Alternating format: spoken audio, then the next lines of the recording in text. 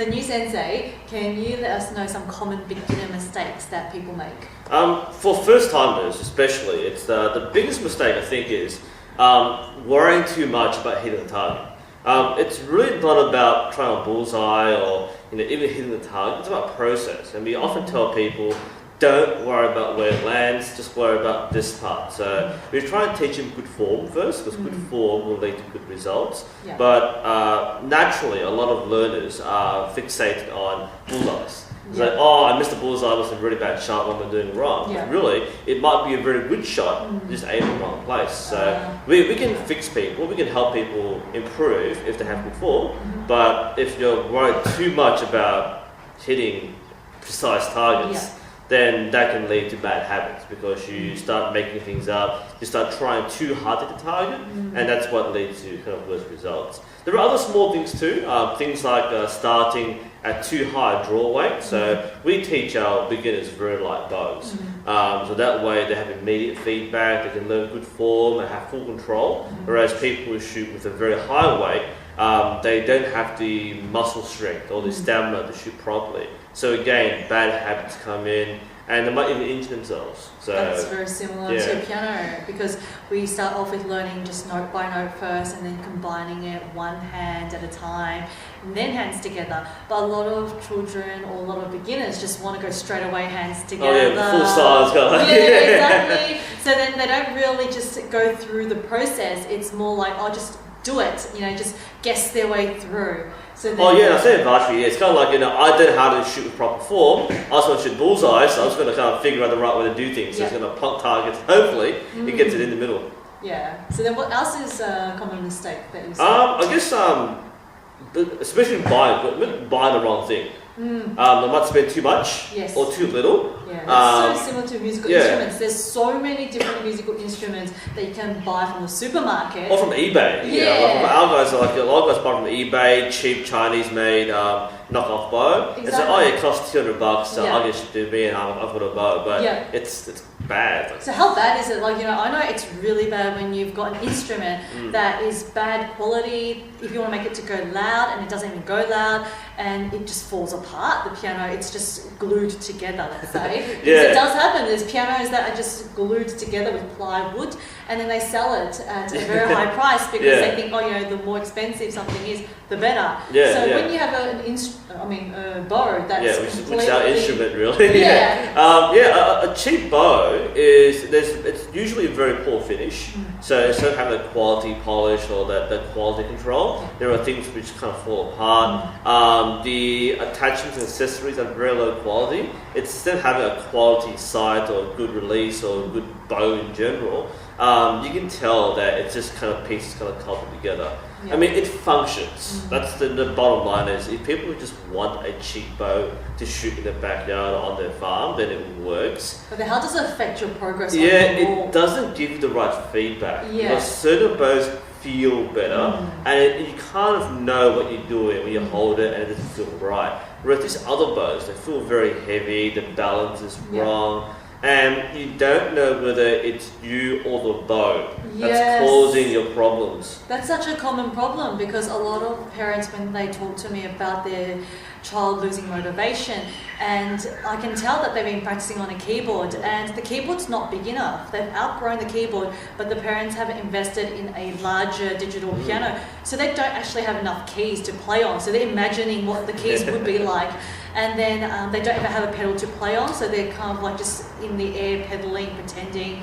And the parents go, if they show more motivation, then I will buy him a digital piano. But the thing is, like you said, you don't know what to feel. You're not feeling anything because the instrument doesn't do what you want to do. You don't have enough keys to play on. So then you have to remember, having the proper instrument or the equipment is so important to keep someone motivated, to get them to feel that, I am improving, I'm actually doing what I need to do. So that's very important. Oh yeah, and again, the opposite can happen when people overspend. Sort of buy something way too good for their level, and that's not bad necessarily, but it does mean that you risk spending too much money on something you don't need, and going too high too soon. We're encouraged by good equipment, But if you're not at that level and you're spending $3,000 on the best gear, Yes. you're kind of setting yourself way too high. Exactly. And you can't maximize that investment that early. That's a common problem. Like at the music school, we have upright pianos, digital pianos, and a baby grand piano. And a lot of parents walk past my teaching room and go, "I would love to buy that." Oh, so would I. I see baby Yes. grands and I want one of those in my Yes. house. Except they cost. They cost $13,000. So a lot of the times I explain to the parent, you don't need that for a beginner. It's nice. It sounds great. But the thing is, the beginner doesn't need to learn on a baby grand piano. The exams are done on an upright piano, and you really only need to have a baby grand piano if you are doing competitions or if you're planning on doing higher levels, like diploma levels, or going into university. Then you need to. Same archery equipment. Like, as much as I say buy the best bow, Yeah. unless you're competing, you don't really need the very best. Exactly. That's a luxury buy for a lot Yeah. of people. So then it's important to remember that you need to have an instrument that can do what you need at that time. And then, once you outgrow it, then maybe invest in something more. But you don't have to go all out and buy something very professional yet, because a lot of the times you don't know whether you'll commit to it long term. And the next thing you don't want is that you've bought something so expensive and then it's just collecting It's just dust. the decoration, exactly. Yeah. It's your $3,000 bow which you hang on a rack somewhere. Exactly. Or your $13,000 coffee table. Yes. That's the worst thing. Yeah, and it's hard to do. actually sell it as well I when know, you're yeah. wanting to get out of the house. To actually get piano movers to move a piano is not cheap. And the thing is, it's one of those expenses that people don't realise. Yeah. As well. Thankfully, archery equipment's a lot easier to sell, but a Yeah. lot of it's personalised. So like, if it's just for you, then it can be hard to sell somebody else who's a different size than you or a different strength than you. So it's easier, and there is a very big second-hand archery equipment market. But just the investment you put in and not using it, that's very off-putting, and you just don't. At the same time, you don't want to go too cheap. Yeah. And that can ruin your experience as well. So Exactly. you gotta have a good balance point here. You don't want to spend too much at once for your first bow, but you also don't want to spend too little and have a very tarnished experience. So then I want to talk about maintaining the bow, because in piano, we need to tune the piano once a year, or if you move the piano, then you need to actually tune it again. So any changes of the piano when you move it around the house or you're moving house, you need to tune the piano once. But if you're keeping it in the same place, then once a year would be great. So with a bow, how do you maintain it?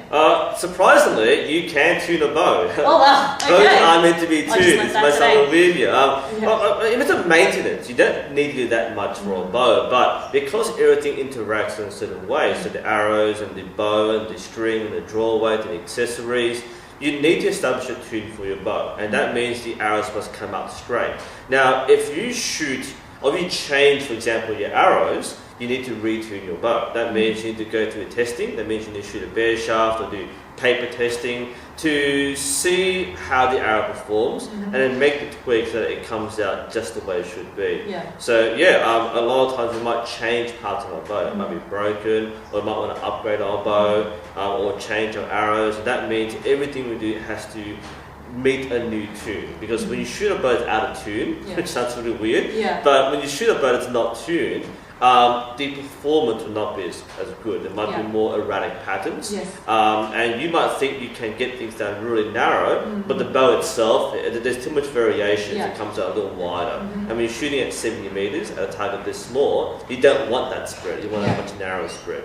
So it's not really maintenance. It's more of a performance thing. It's like a car. You want to tune your car so it performs the best it can be. And any change you make to the car, you've got to change and do a tune and fix it again. Yeah, that's very similar to tuning a piano. The reason why we tune the piano is so that it still sounds good and it doesn't sound out of tune. So it's more enjoyable for you when you're practicing. Because the last thing you want is to be practicing on an instrument and there's notes that don't come back up when you play. It's just stuck there. Yeah, or it doesn't sound right. I mean, you can still play it, it doesn't sound right. And it gives the wrong feedback. The same with a bow, where literally the bow doesn't sound right. It sounds different the way it normally should, and it doesn't feel quite right. So that can give you misleading feedback. Exactly, and the thing is, you have to be able to enjoy your practice. That's what keeps you going. Because if you're practice is just frustrating because your instrument or your bow is just not performing. Yeah, if you're shooting poorly and your bow is not right, then it's frustrating because you're fine, but the bow isn't. And sometimes you don't recognize that it's not you this time. Most of the time it's you as an archer because you're not doing something right, but sometimes it's not. It's your equipment that's letting you down. Yes, and that's a common feedback actually on the examiner's comments, because I just remembered that one of the comments for my students said that the piano that you were playing on was too old. So that's the thing when you're purchasing a second-hand instrument as well. So when you buy an instrument, yes, a second-hand piano can still cost you $3,000, $4,000. To you, it might be very expensive, but it's actually still maybe not to the standard of what examiners want. So the thing is, you have to remember that there's a lot of the times that you have to make sure that the instrument is able to perform what you want. Just because you bought the instrument, and yes, you might have paid a few $1,000s for it, it might not have been the best as well. So then you have to really look into, when you buy an instrument, when you buy brand new, there's more warranty, there's guarantee for it.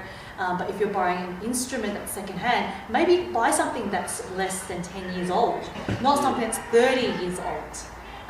But that's something I want to ask. So it doesn't matter if we use a bow that's 30 years old? The technology changes a lot over time. So it's still usable, and a lot of the bows which were used 30 years ago were championship winning bows. But now we see changes in materials, we see changes in accessories, and some of the older bows aren't compatible with the current technology which is available. That's very similar to pianos, like the technology, the make of pianos from 30 years ago is very different to now as well. I mean, like Yamaha made bows, by the way, because you didn't know that. No, I did not. Yeah, so Yamaha makes everything. They make motorbikes. They make motorbikes and cans and recorders, and they make bows. They used to be Yamaha bows. They have them lying around here somewhere actually. So you can shoot a Yamaha, you can play Yamaha. They stopped making bows now, and their bow technology was really good back then. It was like a champion winning bow. And nowadays it's phased out. You can't find an accessory for it anymore. It's still a good look, but it's a very kind of like an 80s look.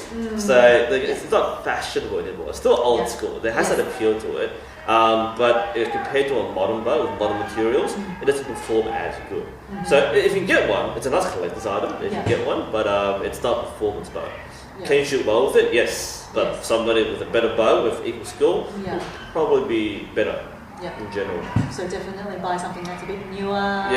Don't go too old, and really be careful what instrument or what bow you choose to buy. Part of the problem with buying old bows is you don't know where to be, so it might be damaged, and you can't tell. So you maybe pull it back, it snaps.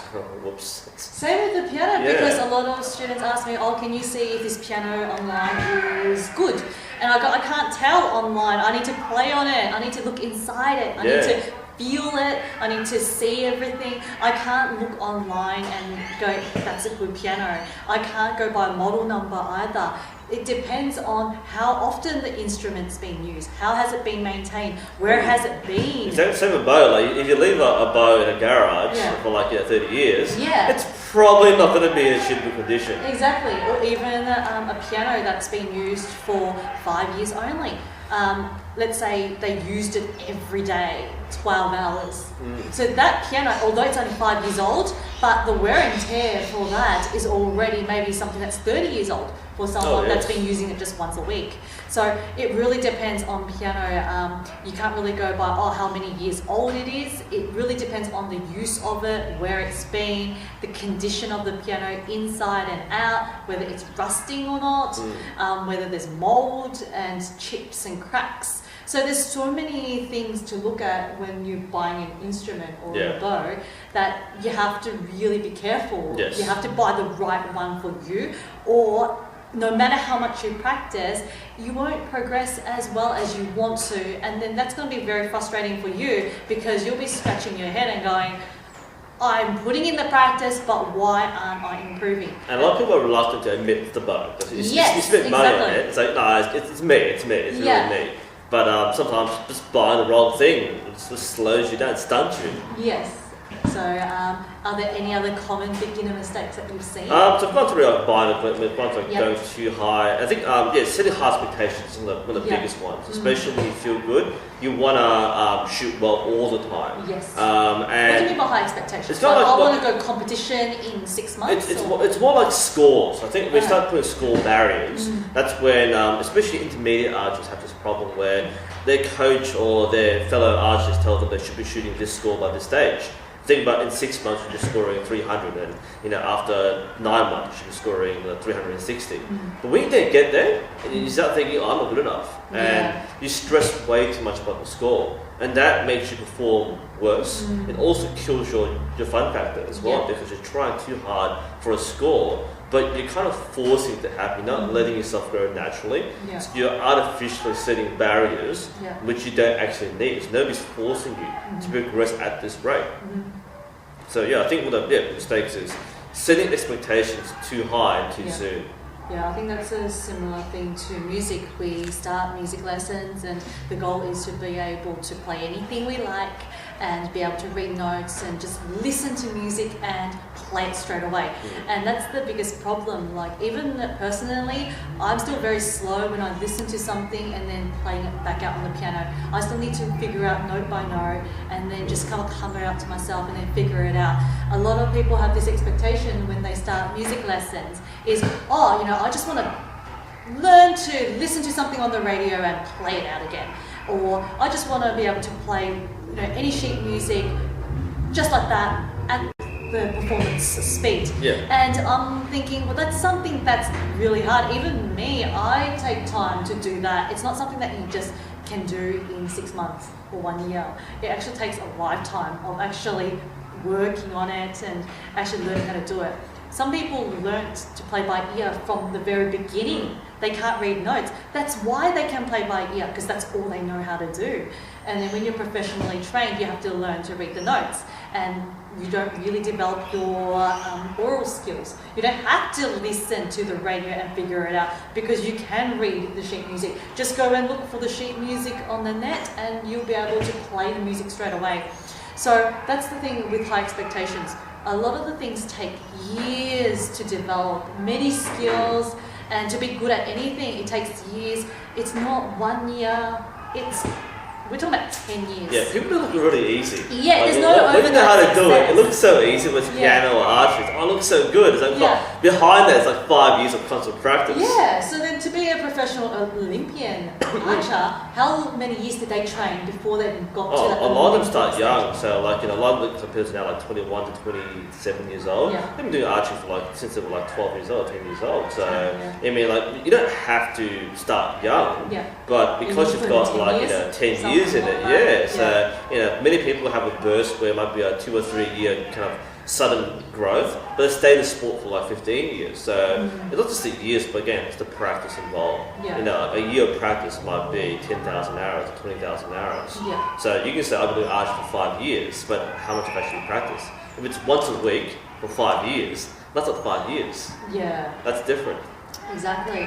So there's a Chinese saying that they say what you see as a success story, usually they spent 10 years off stage, out of the spotlight, refining their art, learning what they're doing well, and then once you see them being successful, it's already taken 10 years to get there. It's actually not something that they did in 1 week. But there's a lot of things that you don't see, and in sports as well, there's so many sportsmen and athletes that we look up to, but then we don't see all of the sweat, the tears, the frustration, and all that goes behind it. With singers, actors, a lot of them, they had to really go through a hard time on just being rejected, on failing, on actually practicing. And in sports, the burnout is real. Like you see some young athletes retire early, and you might think, why did he retire? He had 10 more years to go. But the stress and the workload and the intensity and the toll it takes on you, that can really weigh you down. I mean, it's easy to say as a casual shooter that, I can do archery for 10 years. But when you're trying to do this 7 days a week, and trying to maintain those standards, that is both physically and mentally exhausting. That's definitely something that I didn't consider as well. Like just the amount of stress that goes into being a professional at something. So then, how do you switch off from this and try to deal with that stress? Since it's not just shooting a bow anymore. Yeah. You've got it's a lifestyle now. Yeah. Yeah, it's a lifestyle. So then, how do you manage your time to be able to do everything, and then once you have to focus, just switch off and just do what's at hand? Well, pretty much that. Like, when you're in practice, you switch off. Yeah. I think a lot of problems come because people who do archery bring baggage with them. Yeah. It might be, a family issue, it might be work, it might be stress. Some people do it for fun. Or their mind can't wanders, Yeah, because it's when wonders. I'm practicing piano, I go, well, I'm going to have a dinner, I'm going to have a lunch. See, I would do that too if Yeah. I was like, just going Exactly. through the whole It's so motion. individual that it's autopilot. Yeah. And you start thinking about other things, and that gets to you. So there's no way around it. It's just Yeah. simply you have to prioritize. Go, today I'm going to put 100% in this activity. Yeah. Whether it's your training, whether it's your job, whether it's your family, what you are doing right now is 100%. Not 50% now, 50% later. But it has to be 100% right now in this spot here. I think that's the key to success as well, Anything, focusing really, 100%, anything is what you're doing right now is 100%. Yeah. Not what happened before, not what happens next, but what Yeah. you're doing right now. I think that's really what it is. It's not really a sport skill, it's a life skill. Yeah. That's very important what you said. It's a life skill. Life skill, yeah. It's not just something that you just do temporarily. Yeah, I'm doing sport now, I'm going to focus really hard now. Yeah. Everything you do needs focus. Even if you don't like it, it might be like Yeah. homework, it might be schoolwork. If you don't Exactly. like it, not too bad. But you put 100%, you get it done really well, Yeah. and you walk away, you put it behind you. Like, Yeah. You don't want to leave things back in your mind. I think that's for everything. Balance is very important. And if you're, prioritizing things the wrong way, and you're spending too much time stressing about one thing, Yeah. then maybe think about your overall life balance more so than your performance in the sport or music. Yeah, that's a very common mistake. I just realised with my students, they bring their stress from school. I've got an assignment due tomorrow, and they're just talking about their assignment or lesson. Yeah. And I'm thinking, this is your piano lesson. You need to focus.